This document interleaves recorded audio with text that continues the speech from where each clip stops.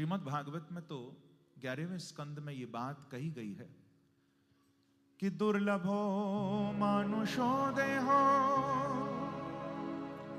देहिना क्षणभंगुर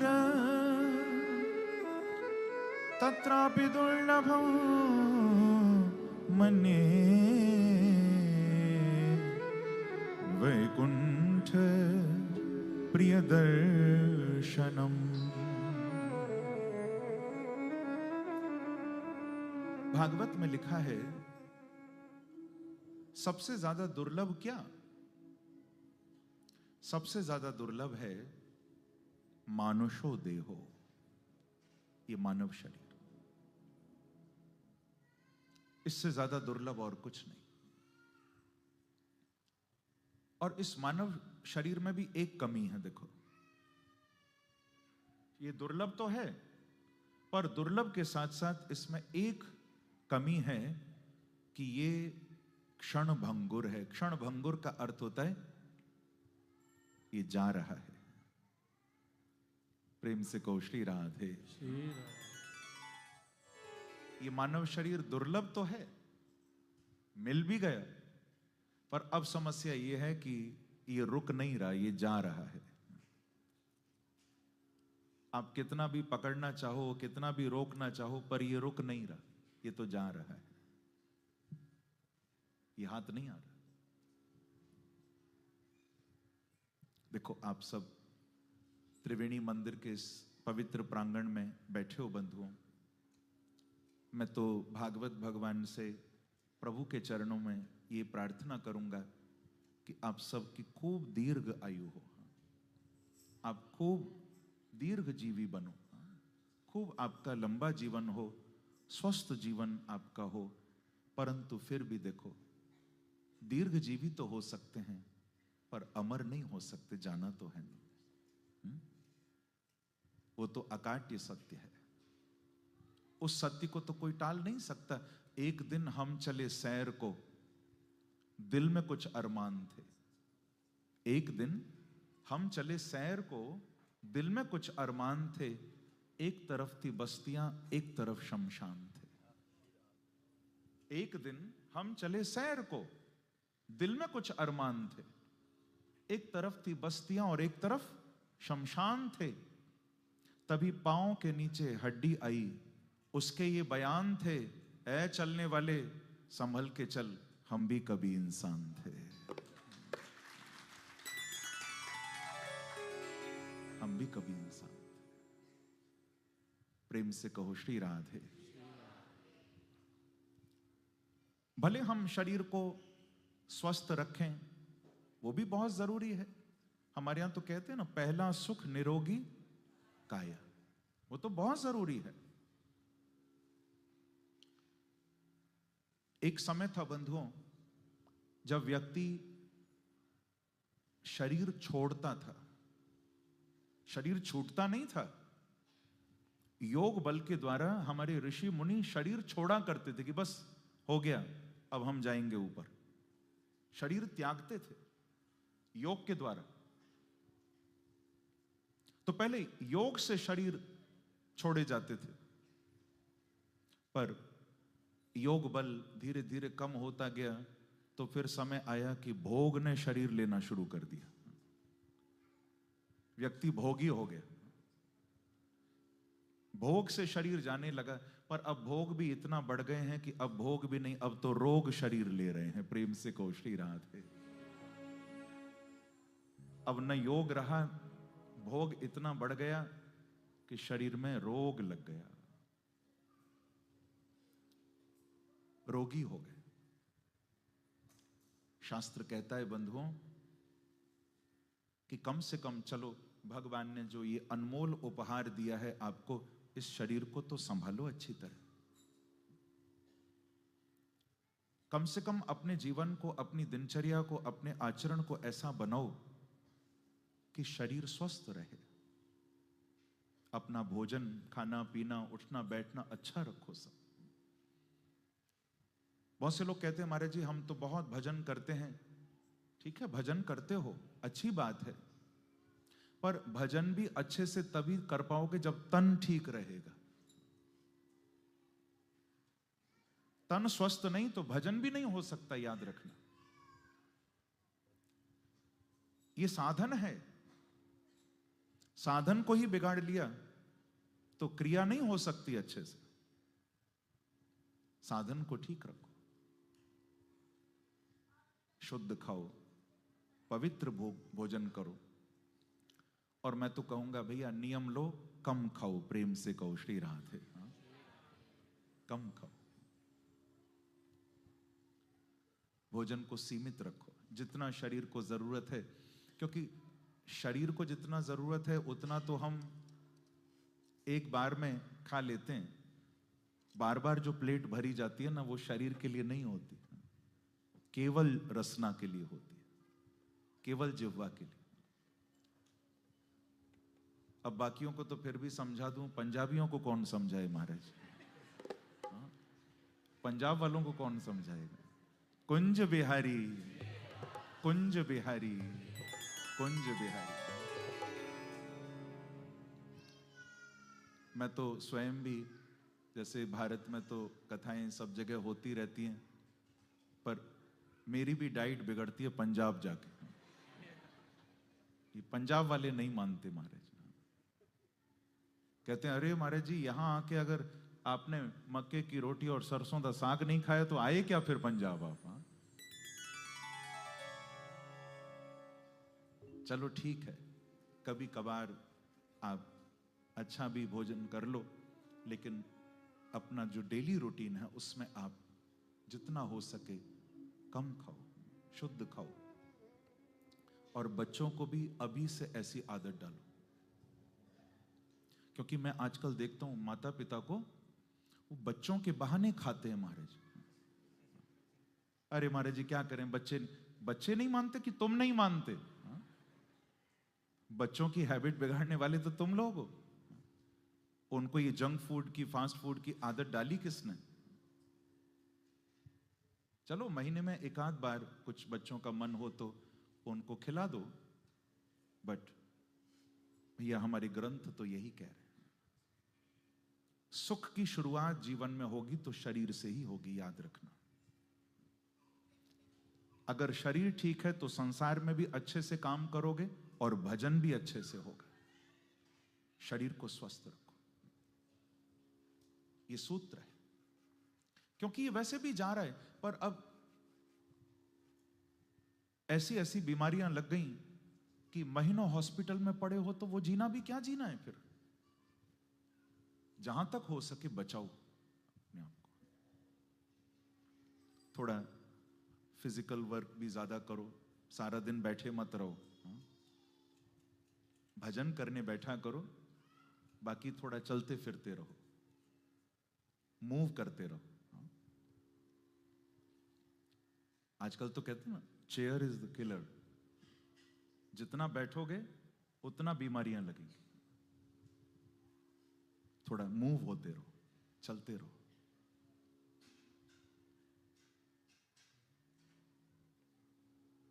हमारे यहां तो पहले परंपरा थी, वैदिक परंपरा है, चरई वेती, चलते रहो। देखो शास्त्र कह रहा है चरई वेती, चलते रहो। आज समस्या ये है कि हम लोग अपने आप को इतना ज्यादा हमने ऐशो आराम में डाल दिया है कि बस मन करता है बेड पर ही सब आ जाए। प्रेम से कहो श्री राधे। यहीं से काम हो जाए, यहीं पर भोजन हो जाए। कुछ लोगों को तो मैंने देखा है, खाया थाली खिसकाई और वहीं पड़ गए। इतना भी नहीं कि उठकर हाथ भी धो लें, वहीं खाया, थाली हटाई और बस पड़ गए सीधे।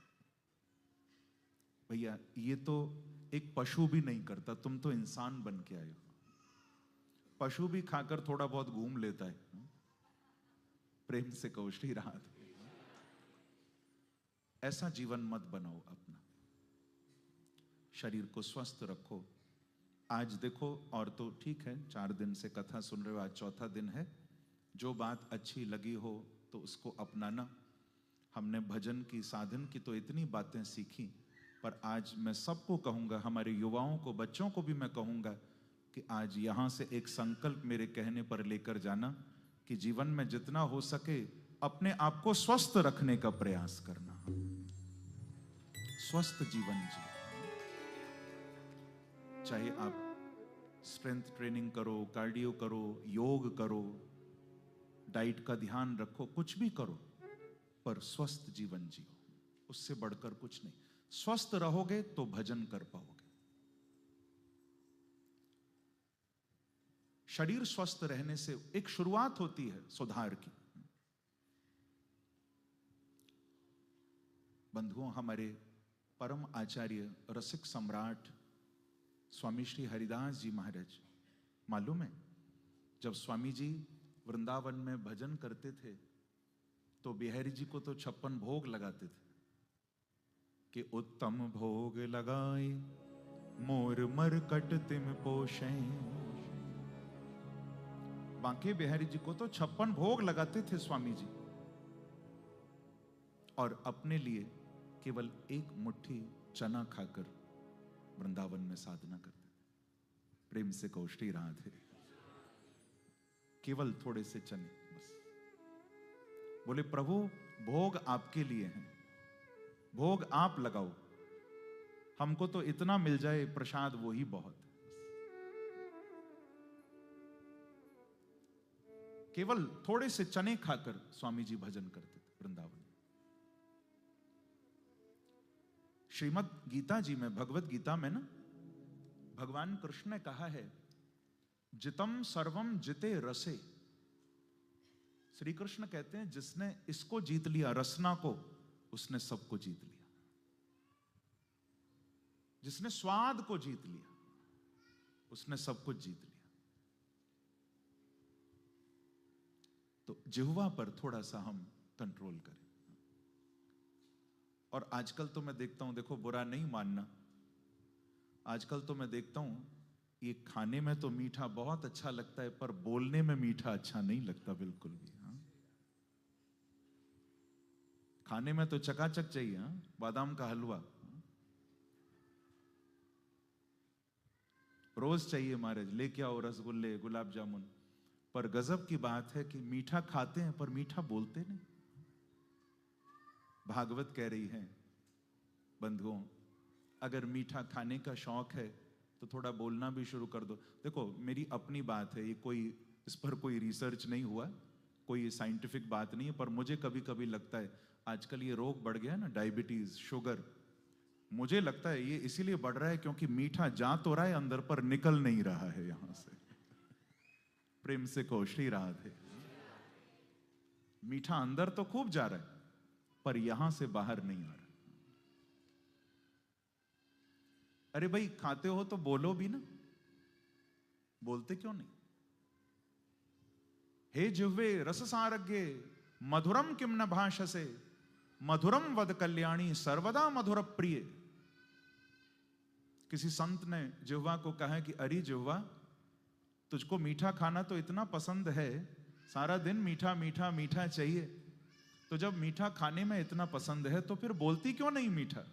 मधुरम किम न भाषसे, मीठा बोला भी करना। प्रेम से कहो श्री राधे। तो जिसने रसना को जीत लिया बंधुओं, उसने मतलब प्रारंभ हो गया वो, बाकी इंद्रियां पीछे हैं। गीता में गोविंद कह रहे हैं पहले रसना को जीतो। साधन मार्ग पर भी आगे बढ़ना है तो पहले रसना को जीतो। इसको नहीं जीता तो फिर कुछ नहीं कर पाओगे, इसको जीतो। एक कभी कभी मैं विनोद में सुनाता हूं, एक ना कोई मां थी, बच्चे को सुबह सुबह स्कूल के लिए तैयार किया। वो स्कूल बस तो टाइम पर आती थी पर आज थोड़ा लेट हो गए, बस निकल गई। तो अब जल्दी जल्दी उसका वो जो बनाया था भोजन के लिए सब वो पैक किया, लंच बॉक्स पूरा तैयार किया कि खाएगा जाके, और लेकर एकदम कार में जल्दी भागी कि बस तो निकल गई। देखा तो सुबह सुबह महाराज वो टायर भी फ्लैट हो गया।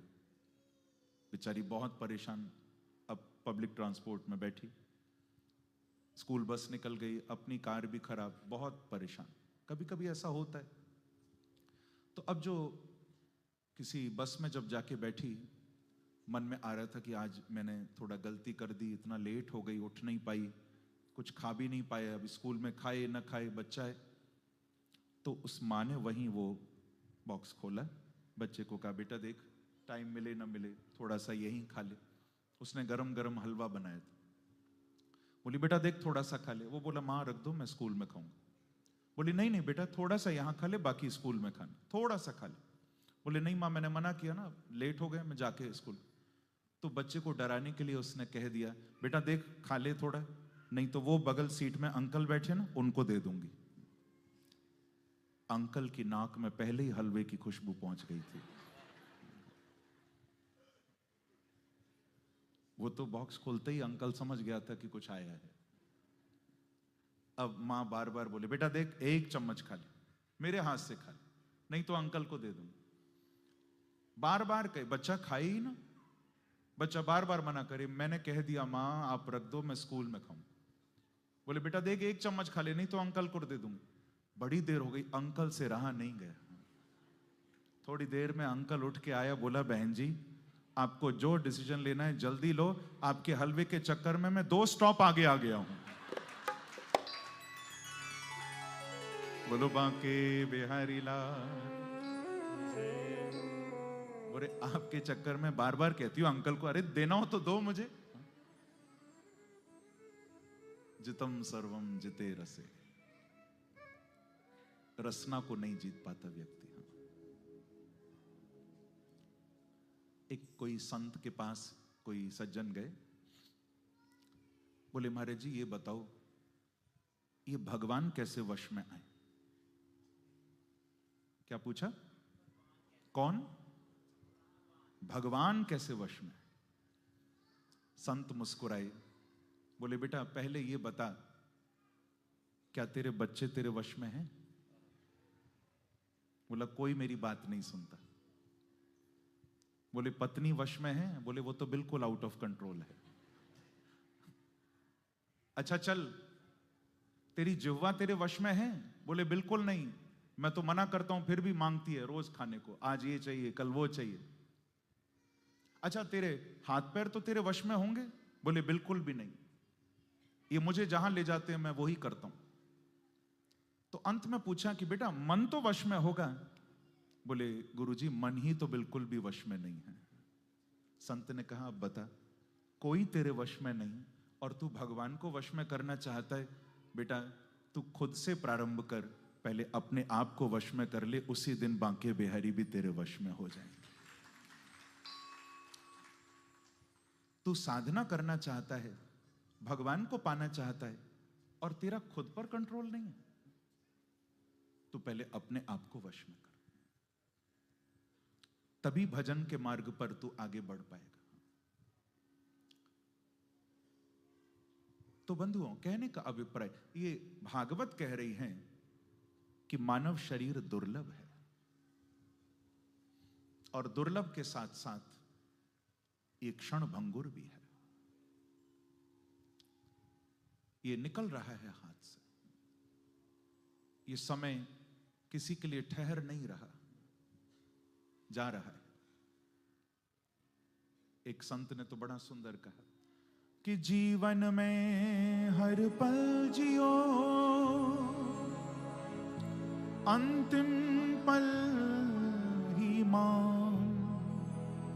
जीवन में हर पल जियो, अंतिम पल ही मान, क्योंकि अंतिम पल है कौन सा, ये कौन सका है जान। अंतिम पल कौन सा होगा, कब आएगा, है किसी के पास गारंटी इस बात की? शास्त्र कह रहा है, इसीलिए अगर जीना हो तो आज में जियो। किस में जियो? प्रेजेंट में जियो। हमारा आधे से ज्यादा जीवन, आप खुद अनुभव करना, सोचना, विचार करना, हमारी आधी से ज्यादा जिंदगी 2 बातों में गुजरती है। या तो बीते हुए के लिए रो रहे हैं या आने वाले की चिंता में डूबे हुए। केवल दो बात। या तो जो गुजर गया उसके लिए रोने में लगे हैं, अरे ऐसा हो जाता तो ये होता, ऐसा हो जाता तो वो होता, अरे ऐसा क्यों नहीं हो गया।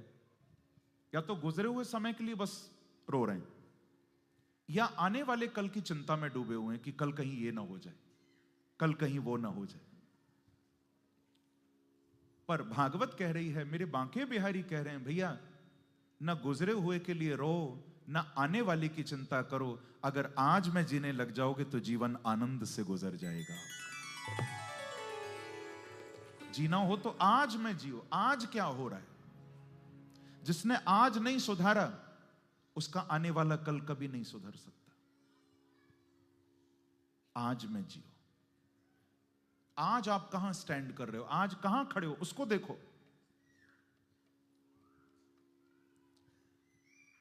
हम आज को भूल जाते।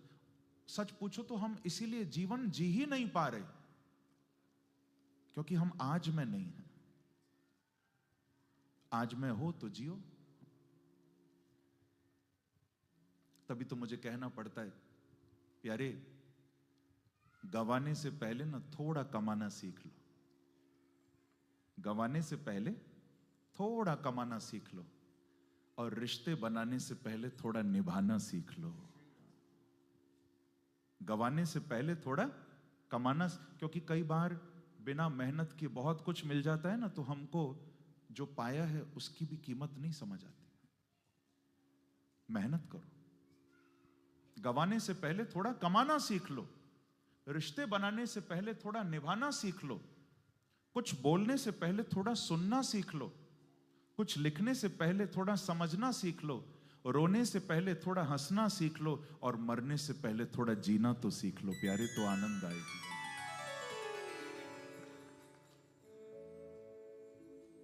कम से कम कह तो सको कि हां जीवन जिया है।